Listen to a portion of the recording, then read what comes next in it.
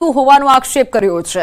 રોગચાળા મુદ્દે મનપા કમિશનરે પત્ર લખ્યો, ભયંકર રોગચાળો અટકાવવા પત્ર લખ્યો છે।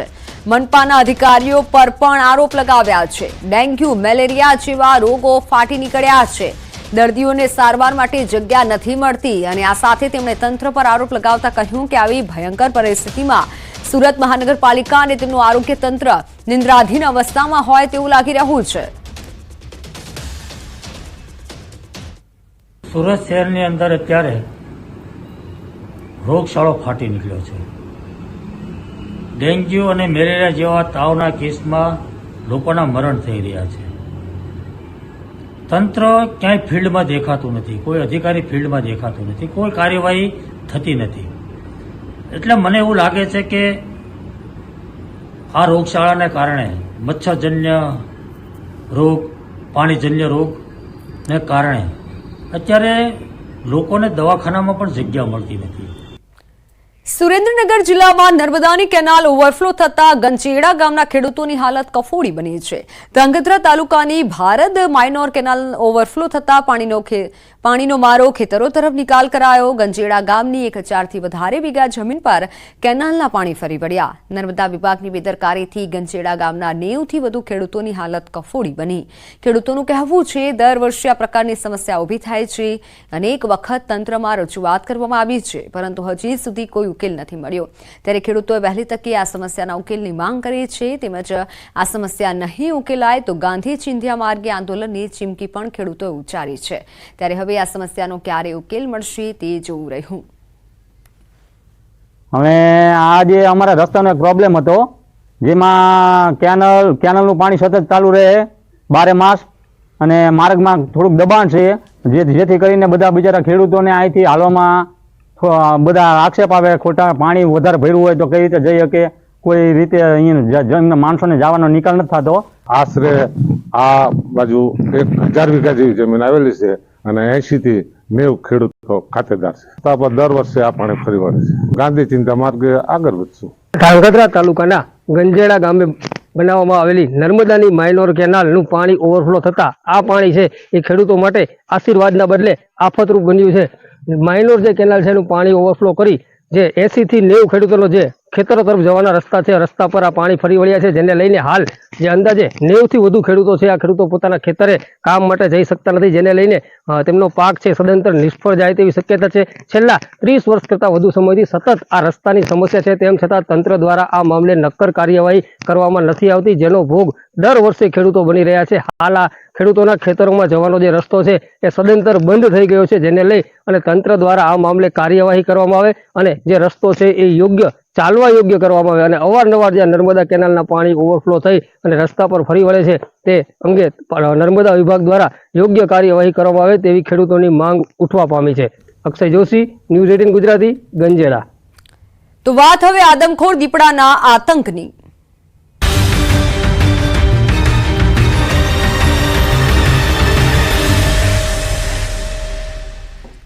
અમરેલી જિલ્લાના ગીરકાંઠાના ગામોમાં જંગલી પશુઓએ આતંક મચાવ્યો છે। ધારીના જળજીવડી ગામમાં મોડી રાત્રે દીપડો ઘૂસી આવ્યો હતો। દીપડાએ રાત્રિના સમયે પશુઓ પર હુમલો કરી ઈજા પહોંચાડી હતી। ગામ લોકો જાગી જતા દીપડો એક રહેણાંક મકાનમાં ઘૂસી ગયો હતો। દીપડો મકાનમાં ઘૂસી જતા વન વિભાગને જાણ કરવામાં આવી। વન વિભાગે દીપડાને બેભાન કરી પકડી પાડ્યો। દીપડાને જસાધાર એનિમલ કેર સેન્ટર લઈ જવામાં આવ્યો હતો। વારંવાર રહેણાંક વિસ્તારમાં જંગલી પશુઓ ઘૂસી આવતા ગામ લોકોમાં ફફડાટ ફેલાયો છે। પાલા ઉપરથી મેં બળો લઈને જોવા ગયો તો ત્યાંથી સીધી દોડ દીધી દાદા હમી। પછી દાદા અમે અડી દીધી, હું સીધો ગયો આગળ મારવા તો સીધો ઓલી ડેલી અમે દોડ દીધી, એટલે દાદા બસી ગયા અને સીધો કર્યો ઘરમાં। સુરતના માંગરોળ તાલુકાના દીગડિયા ગામે મહિલા પર હુમલો કરી મોતને ઘાટ ઉતારનાર માનવભક્ષી દીપડાને પકડવા વન વિભાગની ટીમ ગામે લાગી છે। વન વિભાગે 8 પાંજરા મૂકી ડ્રોન કેમેરાની મદદ લીધી। સરકાર દ્વારા મૃતક મહિલાના પરિવારને 5 લાખની સહાયની પણ જાહેરાત કરવામાં આવી। જ્યાં સુધી દીપડો પાંજરે ન પૂરાય ત્યાં સુધી કોઈ પણ લોકોને એકલા ઘરની બહાર ન નીકળવા માટે તંત્રએ અપીલ કરી છે। તંત્ર દ્વારા જાગૃતિના કાર્યક્રમો પણ કરવામાં આવી રહ્યા છે। તાત્કાલિક આ વિસ્તારની અંદર દીપડો પકડાય એ માટેના પ્રયત્નો શરૂ કરવામાં આવેલ છે. 8 જેટલા પાંજરાઓ પણ મૂકવામાં આવેલ છે. અલગ અલગ 8 ટીમ બનાવી અને દીપડાને શોધવાનું કામગીરી ચાલુ છે અને અલગ અલગ વિસ્તારોમાં દીપડાના ફૂટમાર્ક ખગારની પણ શોધખોળ ચાલુ છે. ગુજરાત રાજ્યમાં લોક અદાલતના આયોજન બાદ મહત્વનો નિર્ણય કરાયો છે. લોક અદાલતની ભવ્ય સફળતા બાદ ગુજરાતના ચીફ જસ્ટિસનો મહત્વનો નિર્ણય. હવેથી રાજ્યમાં પ્રતિમાસ સ્પેશિયલ લોક અદાલતનું આયોજન કરાશે. લોક અદાલતના માધ્યમથી ઘણા કેસોનું સુખદ સમાધાન થાય છે. શનિવારે યોજાયેલી રાષ્ટ્રીય લોક અદાલતમાં રાજ્યમાં ખૂબ મોટી કામગીરી કરાઈ, જેમાં 3,66,413 કેસો મૂકવામાં આવ્યા હતા અને જેમાંથી 2,46,867 કેસોનો નિકાલ થયો અને રૂપિયા 13.7 કરોડથી વધુના એવોર્ડ દોરવામાં આવ્યા. રાજ્યના કુલ 2,97,246 પ્રી લિટિગેશન કેસ પણ લોક અદાલતમાં સમાધાન થયું. ઈ ચલણના કુલ 2,57,183 કેસોનું સમાધાન થયું તો રૂપિયા 15.23 કરોડની વસૂલાત થઈ. રાજ્યભરની અદાલતોમાં દાંપત્ય જીવનને લગતા 3,840 કેસોનો પણ અંત આવ્યો. 10 વર્ષ જૂના 1,527 કેસોનો સુખદ નિકાલ કરાયો.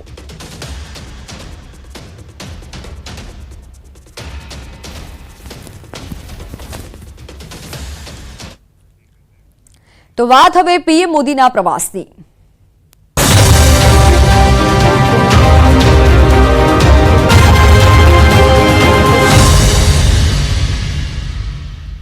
પ્રધાનમંત્રીના આગમનને લઈને સુરતમાં તડામાર તૈયારીઓ કરવામાં આવી રહી છે. પશ્ચિમ વિધાનસભા વિસ્તારમાં પીએમ નરેન્દ્ર મોદીના જન્મદિવસ નિમિત્તે 2500થી વધુ વેપારી ડિસ્કાઉન્ટ સ્કીમ જાહેર કરશે. 2% લઈ 100% જેટલું ડિસ્કાઉન્ટ અલગ અલગ પ્રોડક્ટ પર વેપારીઓ લોકોને આપશે. આ યોજનાના પ્રસાર અને પ્રચાર માટે આજે 350 કુલ વાહનોમાં બેનરો લગાવાયા છે. આ સાથે પશ્ચિમ વિધાનસભા વિસ્તારમાં આવેલા મંદિરોમાં પણ પીએમ મોદીના જન્મદિવસની પૂર્વ સંધ્યાએ મહાઆરતી યોજાશે. 17 સપ્ટેમ્બરે આદરણીય પ્રધાનમંત્રી શ્રી નરેન્દ્રભાઈ મોદી સાહેબના જન્મદિવસની ઉજવણીનો પ્રચાર અને પ્રસાર અર્થે સ્કૂલની 350થી વધુ વાન અહીંયાથી આપણે એને ઝંડી આપીને પસાર કરાવી છે. ખૂબ મોટા પ્રમાણમાં 2,500 જેટલા વેપારીઓ ડિસ્કાઉન્ટ જાહેર કર્યું છે. એ ડિસ્કાઉન્ટ 2-5%થી લઈને 100% સુધીનું ડિસ્કાઉન્ટ છે. તો વાત હવે પીએમ મોદી આપશે વિકાસની ભેટ.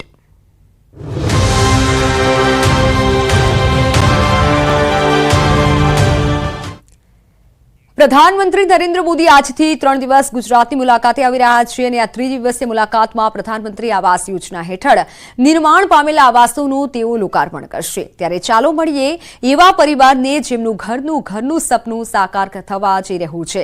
સરકારની આવી આવાસ યોજનાએ ચાવીરૂપ ભૂમિકા ભજવી છે.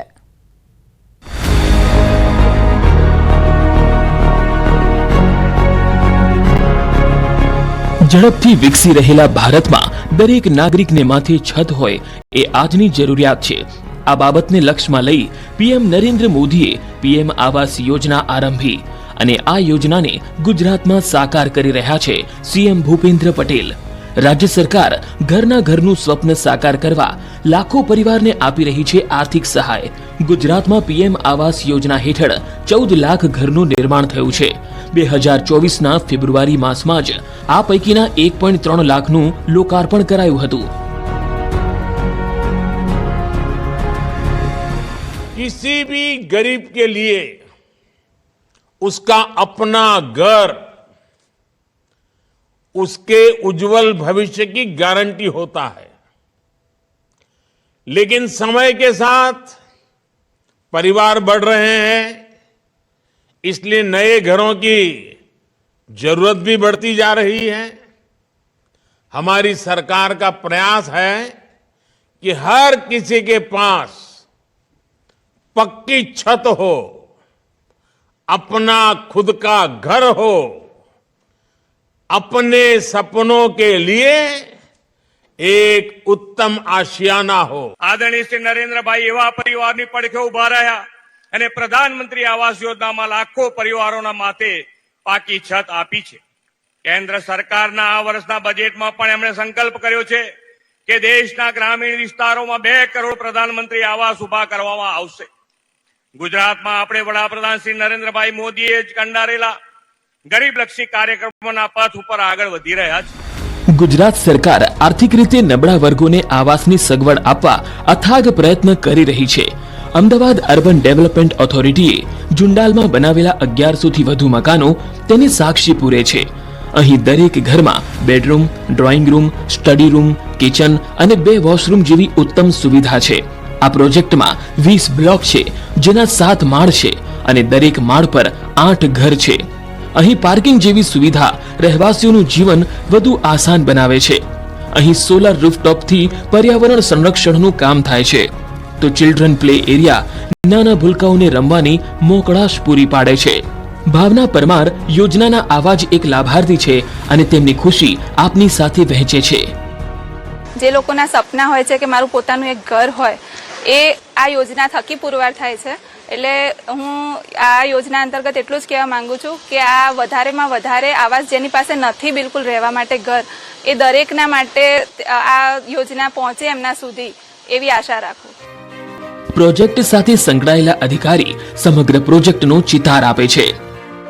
આ હાઉસિંગ સ્કીમ રૂપિયા 128.02 કરોડના ખર્ચે તૈયાર કરવામાં આવેલ છે, જેનો કુલ વિસ્તાર 38,123 ચોરસ મીટર છે.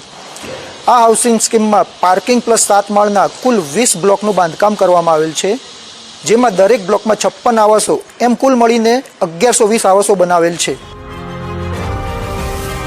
આમ ગરીબ અને મધ્યમ વર્ગની આવાસની જરૂરિયાત પૂર્ણ કરવામાં પીએમ આવાસ યોજના મહત્વપૂર્ણ ભૂમિકા ભજવી રહી છે. Bureau report, Ahmedabad. તો હાલ સમાચારોમાં સમય થયો છે વિરામનો.